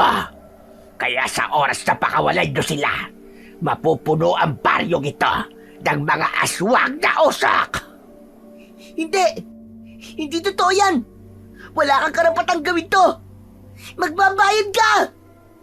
Nasisiraan ka na ng ulo at dapat sa'yo ay maparusahan. Patayin at sunugin sa impyerno. Niloko mo kami. Pinaniwala mo kami sa pagkunwari mo may utang sa'yo mga magulang namin. Yun naman pala ay binabantayan mo ang lagusan ng mga engkanto para manatili kang malakas. Pwes, bilang na ang mga oras mo dahil nandito na kami para tapusin ang buhay mo. Tama na ang satsat. Bakit hindi nyo subukan ang mga sandata nyo sa akin? Patutunayan ko sa inyong wala kayong laban sa akin. Lumapat ang mga paa ni Lola Igme sa saig na gawa sa makinis na tabla ng kahoy. Akmang aatake pa lang si Alex ay pumitik na sa hangin ng matanda. Bigla ang naramdaman niyang malakas na puwersa na tumama sa kanyang sikmura. Bumalandra siya sa dingding at bumagsak sa saig. Gumuhit ang sakit sa kanyang likod. Halos mapaigik siya sa lakas ng pagkakabagsak niya sa saig. Alex! Kapatid ko! Nakita nyo na? Wala kayong panama sa kapangyarihan ko. Magagawa ko rin sa inyo mga ginawa ko sa mga magulang nyo. Kahit pa ang pinakamalakas na antingerong engkanto na lumaban sa akin ay walang nagawa. Kayo pa kayang batang may hina at walang kakayang lumaban sa akin? Ha! Dito na kayo maililibing. Dito na kayo mamamatay. Kasama ng ipinagmamalaki nyong espada. Dahil sa mga narinig ni Alex mula sa matandang mangkukulam, kasabay niyang umatake si Dario sa kinatatayuan ni Lola Igme. Ngunit kasabay rin nun ang pagsakit ng mga marka nila sa kanilang braso. Makirot na halos hindi sila makahinga sa pagguwit ng sugat sa kanilang balat. Pareho nilang nahawakan ang kanilang braso at napaluhod sa saig. Bumulwak ang dugo na tila may malalim yun na sugat. Kasunod ng malakas na pagtawa ng aswang sa kanilang harapan, ay pakiramdam naman na parang paulit-ulit silang sinasaksak ng kutsilyo. Bumagsak sa saig ang magkapatid habang namimilipit sa labis na sakit ng kanilang sugat. Wala na sana akong balak na saktang kayong dalawa. Kaya lang, nakita na ninyo ang ginagawa ko. Kaya't sayang naman, may pakinabang pa naman kayo sa akin. Mahirap talaga kapag mga pakailamero napapadali ang mga buhay. Kuya, ang sakit. Hindi ko na matagalan ng kirot. Tanungan mo ako, Kuya Dario. Tigilan mo na to!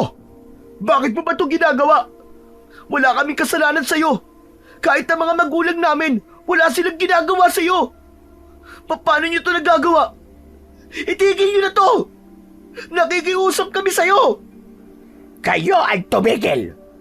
Sagabal lang kayo sa mga plano ko. Pinatay at pinagtaksila ng mga tao sa baryong ito ang pamilya ko. Pinatay nila ang mga magulang ko. Kaya walang dahilan para itigil ko ito. Wala nilang awan sinunog ang katawan ng kaawa-awa kong mga pamilya. Kaya isinusumpa ko. Wala nang mga batang magkakaroon ng kumpletong pamilya. Lahat sila ay hindi ko hahayaang mabuhay ng magkakasama. Wala kayong karapatang pangunahan ng Diyos. Dahil siya lamang ang babawi sa buhay na iniram lang natin. Ang kapal ng mukha niyong ituring ang sarili niyong may malakas na kapangyarihan. Kahit na magsama pa kayo ng sinasamba mong hari ng dilim, hindi kayo magtatagumpay. Manahimik ka! Huwag na huwag mong babanggitin ang Diyos sa harapan ko dahil wala siyang nagawa. Habang unti-unting nilalamon ng apoy ang katawan ng mga magulang ko. Babanggitin ko ang Panginoon kahit kailan ko gusto. Dahil siya lang ang dakilang lumikha na tatalo sa kasamaan mong halimaw ka. Pinatay mo ang mga magulang ko at yun ang maliwanag. At wala kaming kinalaman sa dahilan ng mga pinaglalaban mo. Ito na ang katapusan mo. Mamamatay ka na ngayon sa mga kamay ko! Itinutok ni Alex ang kanyang sandatang espada sa mukha ng nakalutang na matandang bruwang aswang at bigla na lang siyang umangat sa saig. Diretso nang inatake ng nagliliwanag niyang espada si Lola Igma, na nagulat sa malakas na kapangyarihang lumabas sa kanyang espada. Nasasalag nito ang bawat pag-atake niya gamit ang matibay nitong mga kuko. Nagmistulang lumilingas yun sa bawat umpugan ng kuko nito at talim ng kanyang sandata. Habang si Dario ay sinamantala ang pagkakataon, bumangon ito at lulutang din sa ere. Pinagtulungan nilang atakihin si Lola Igma na tinamaan ng espada sa braso at leeg. Bumagsak ito sa saig, kasabay ng paglapat din ng kanilang mga paa sa saig. Bumangon ng matandang mangkukulam at mas naging mabangis ang anyo nito. Kumulubot ang muka at nagkaroon ng kulay itim na patulis na sombrero sa ulo. Ang ilong ay mas sumaba at umalingaw-ngaw ang malakas nitong pagtawa. Kasunod ang paglitaw ng walis tingting nito na may mahabang tangkay na gawa sa kahoy ang dulo. Lumipad itong paikot sa buong silid habang nakatitig sa kanilang muka. Teka, paano nagkaroon ng sandata ang isang mangkukulam nang hindi ko magamit ng orasyon? Kuya Dario, ayos ka lang ba? Ayos lang ako, Alex. Kailangan natin pag-aralan ang kanyang galaw. Nararamdaman kong kaya hindi siya umaalis sa kwartong to dahil meron siyang binabantayan. Sinasabi mo ba, Kuya Dario, na meron siyang kahinaan sa lugar na to? Oo, at yun ang aalamin natin. Bantayan mo lang ang bawat lipad niya. Magagawa rin natin siya talunin. Maging alerto ka lang dahil nararamdaman kong hindi pa niya lubos na ipinapakita ang kanyang tunay na kapangyarihan. Ano? Natatakot na ba kayo? Ang mabuti pa, ibigay na lamang niyo sa akin ang wala niyong kwentang espada. Hindi! Hindi mo makukuha sa amin ang espada ang may bahid ng kabutihan. Ikaw ang sumuko! Ikaw ang matakot sa gagawin namin! Kayo ang matakot sa akin dahil ako ang hahatol sa mga buhay ninyo. Itinaas nito sa ere ang kaliwang kamay na parabang may pinipiga sa loob ng kamao nito. Kasabay ng pagsigaw nilang dalawa ni Dario dahil nararamdaman nila ang pagpiga sa kanilang mga sugat sa braso. Napahiga sila sa sahig habang namimilipit sa sakit. Ngunit si Alex, pinilit niyang tumayo. Tiniis niya ang sakit at itinaas ang hawak na sandata. Isang malakas na pagpalo ng espada ang ginawa ni Alex sa matanda. Ngunit tumama lang yun sa hangin. Ang malausok na katawan ni Lola Igma ay tila sumabay lang sa paggalaw ng hangin. Kaya naman, lumampas ang kanyang sandata sa katawan nito. Diretso siyang napasubsob sa mga nakahilerang bote ng alak. Nabasag ang dalawang bote at umalingaw-ngaw ang halakhak ni Lola Igma. Pero nang makita nitong bumagsak yun sa sahig at inatake ni Alex ang lumabas na kulay itim na usok sa bote gamit ang espada, bumakas ang takot sa mukha nito at lumikot ang mga mata na inihanda ang walis tingting para sa pag-atake sa kanila. Magkakasunod na pagpalo ng walis ang ginawa nito laban kay Alex. Naging agresibo ito sa pagsugod at halata ang galit sa mga mata. Tila nawala si Lola Igma sa pagtitimpi at tuluyang nasira ni Alex ang diskarte ng matanda.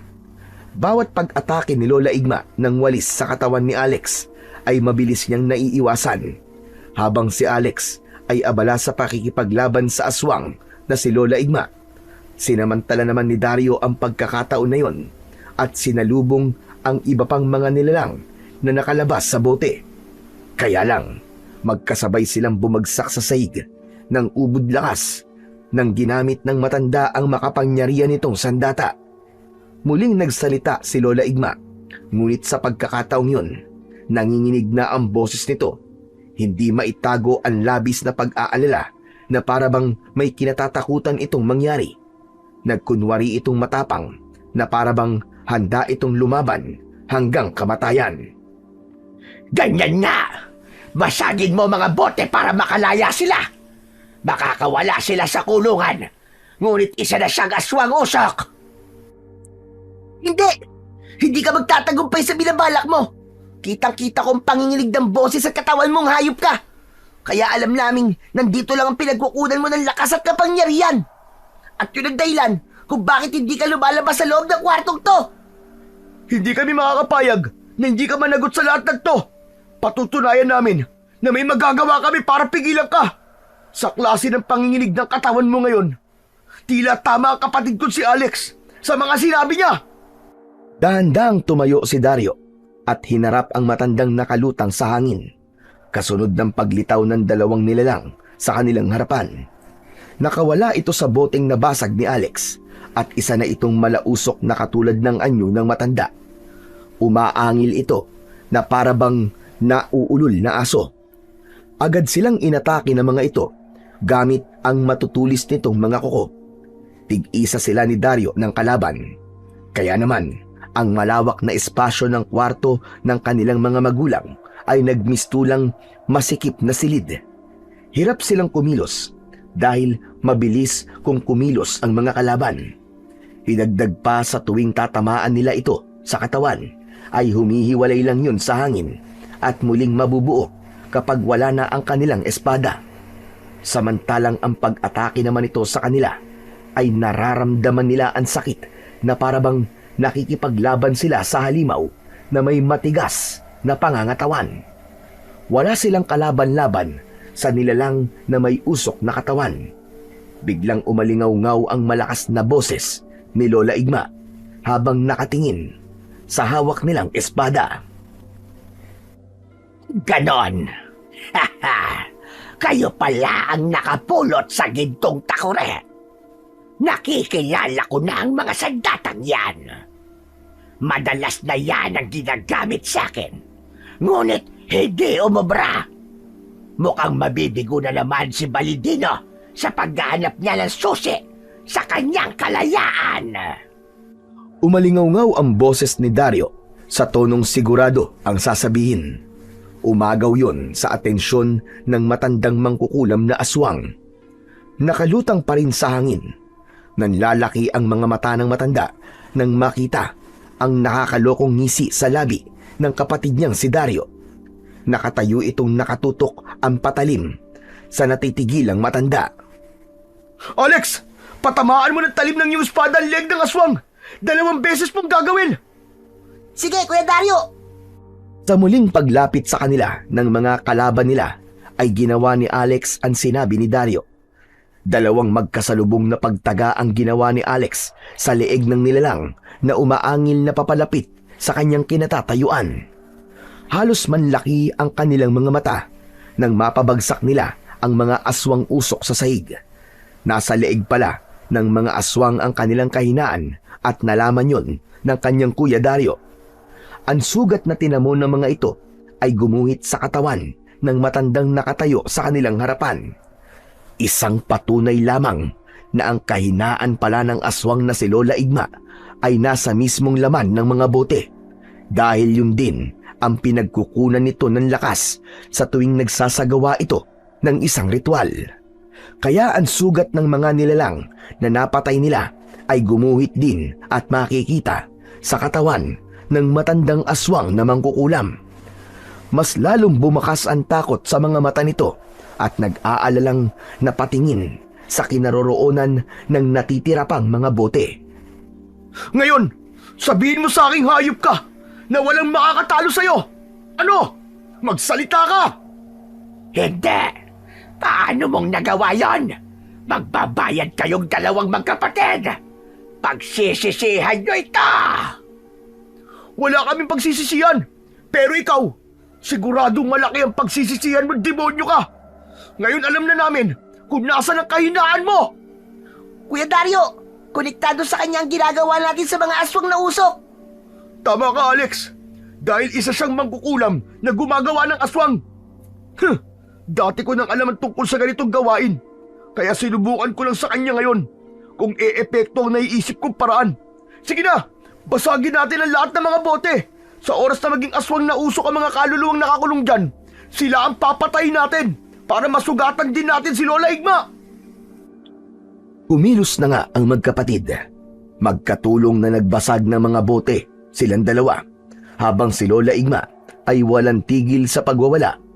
Nakahiga lang ito sa sahig at hindi makagalaw. Hindi nito malapitan sina Dario at Alex dahil iwinawasiwas nila ang kanilang sandata sa ere.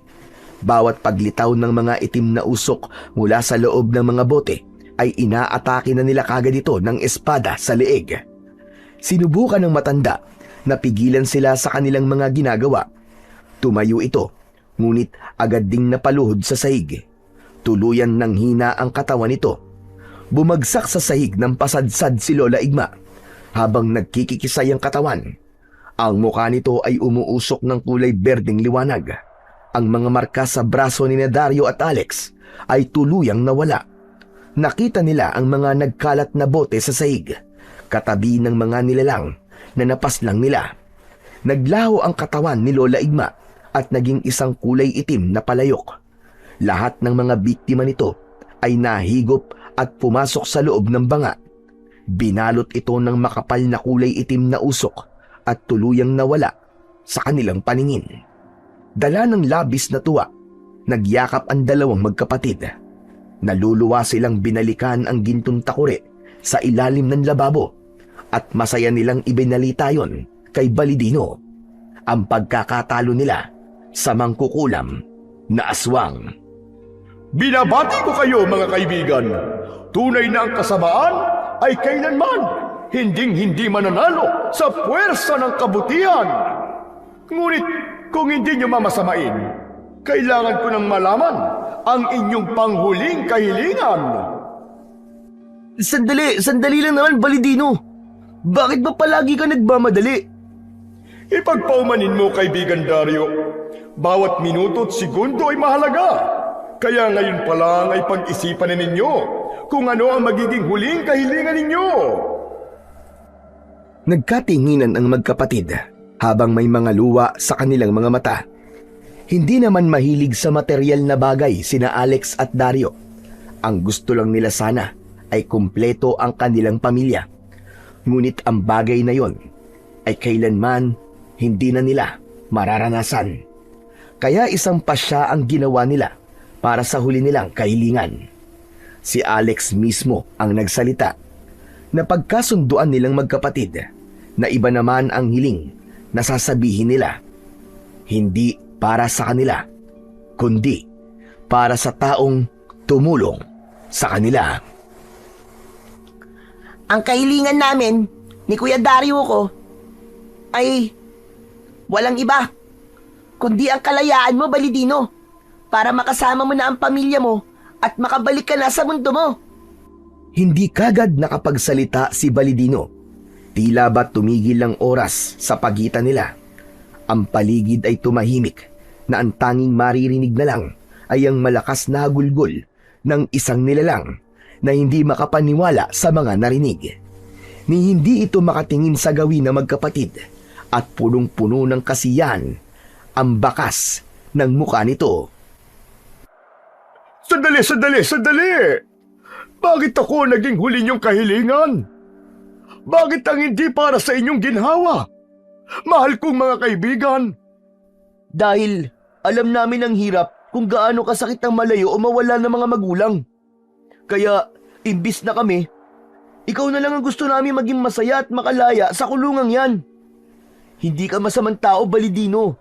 Kaya walang dahilan para parusahan ka ng ganyan.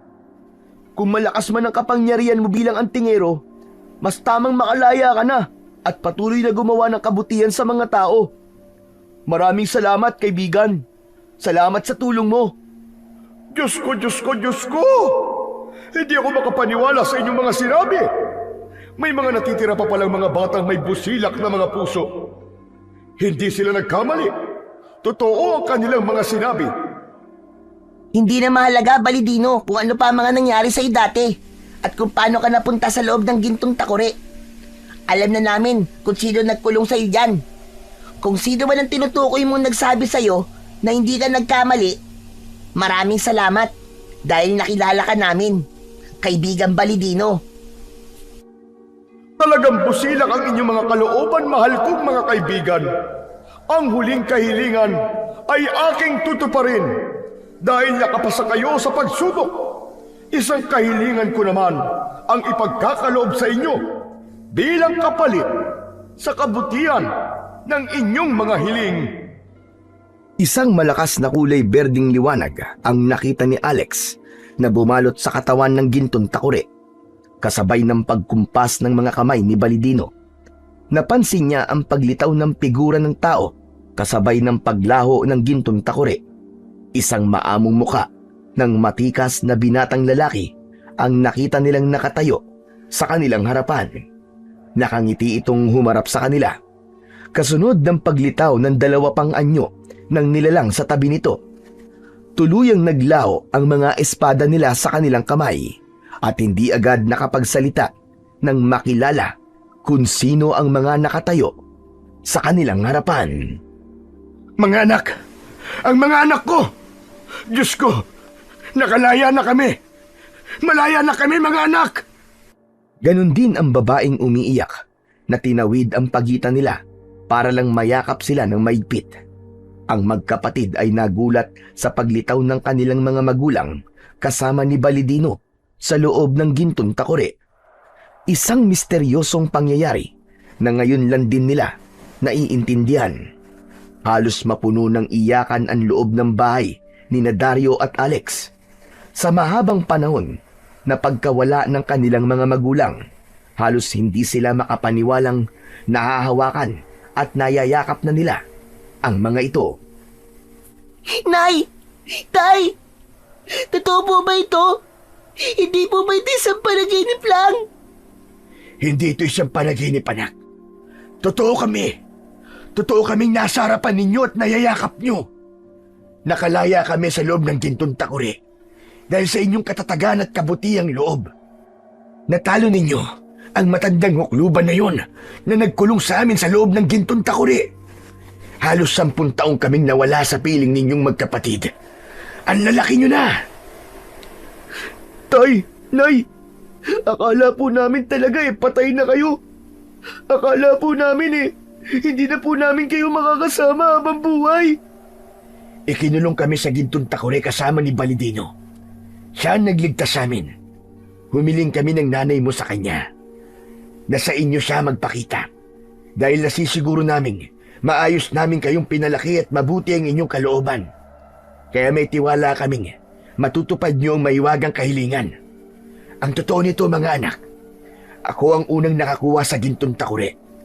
Kaya lang inabigo ako at hindi ko natapos ang huli kong kahilingan. Kaya nakulong ako sa gintong takuri. Ganon din na nangyari sa nanay niyo. Kaya hindi nagtagal, nakasama ko rin siya sa loob. Pero bakit po? Bakit hindi niyo sinabi sa amin ni Kuya Dario ang katotohanan, Tay? Nandyan lang pala kayo sa loob ng gintong takuri. Pwede niyo naman po kaming kausapin Dahil isa yun sa patakaran ng sumpa ng mangkukulam. Ang hindi ipaalam ang totoong nangyari sa amin. Alam namin, mga anak, kung anong hirap ang pinagdaanan nyo sa kamay ng mangkukulam na yun. Patawarin nyo kami ng nanay nyo. Hindi namin kayo naprotektahan. Nay, Tay, hindi na po mahalaga kung ano nakaraan. Ang mahalaga po ngayon, nakaligtas na po kayo. At kasama na po namin kayo ni Alex. Buo na po uli ang pamilya natin. Kaya nga po, Nay, Tay. Mahal na mahal po namin kayo. Buo na po ang pamilya natin. At hindi po hinayaan ng Panginoong Diyos na tuluyang mawala kayo sa amin ni Kuya Dario. Napuno ng iyakan ang buong bahay dahil sa pagbabalik ng kanilang mga magulang, habang si Balidino ay masayang-masaya sa nakikitang eksena sa harapan. Hindi nito akalaing matatagpuan ang dalawang magkapatid. Kaya hindi rin mawala ang ngiti nito sa labi nito. Sa matagal nitong pagkakakulong sa loob ng gintong takuri, ay natagpuan nito ang tunay na larawan ng pagmamahal ng mga anak sa kanilang mga magulang. Natupad nito ang mahiwagang kahilingan na tuluyang nagpalaya sa engkantadong si Balidino. Pinahanga niyo kong magkapatid. Naaalala ko rin ang mga kapatid kong naiwan sa mundo namin. Kaibigang Balidino, ngayon ka na ba aalis? Ano kasi? Sige na, kaibigang Balidino. Marami po salamat sa tulong niyo sa amin. Hindi po namin kayo makakalimutan. Kung ganun, mga kaibigan, ako ay magpapaalam na sa inyo. Sana ay patuloy kayong maging mabubuting bata sa baryong ito. Mahalin niyo ang inyong mga magulang. Mahirap mawala ng ama at ina. Sana ay hindi pa ito ang huli nating pagkikita. Kaya't paano, mga kaibigan? Hanggang sa muli, paalam! Gagawin namin ang lahat, kaibigang Balidino, upang mapanatili ang katahimikan sa baryong ito. Tuluyang sumama sa hangin ang katawan ni Balidino. Pumasok ito sa bilog na liwanag sa pagitan ng haligi ng kanilang bahay. Kitang-kita ni Alex ang pagbabago ng kulay ng kanilang tahanan. Ang dating madilim na anyo ng bahay, ngayon ay punong-puno ng sigla at kulay. Habang ang kanilang mga magulang na sina Mang Agustin at Aling Sandra ay magkatabing nakatanaw sa liwanag ng lagusan. Nalaman ng magkapatid na alam ng mag-asawa ang tungkol sa nasabing lagusan ng engkanto.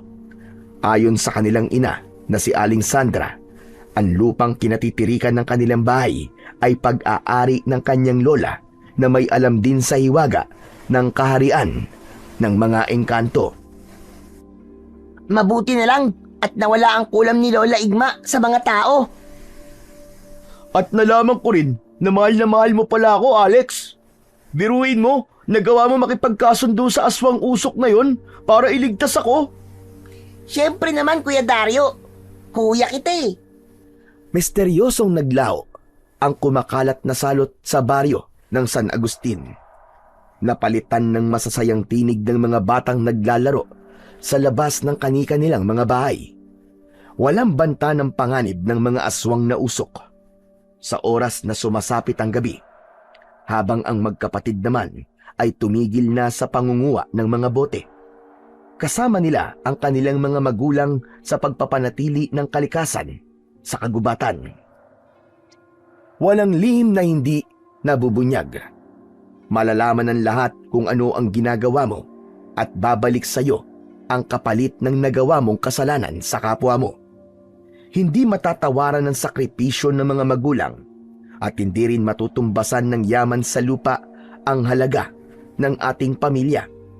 Kaya habang kasama pa natin ang ating mga magulang, mahalin natin sila ng katulad ng pagmamahal natin sa ating mga sarili. Humiling tayo ng mga bagay na hindi lang para sa atin, kung hindi para na rin sa ikabubuti ng iba. Dahil ang pagmamahal sa kapwa ay pagpapakita ng pagmamahal sa ating dakilang lumikha.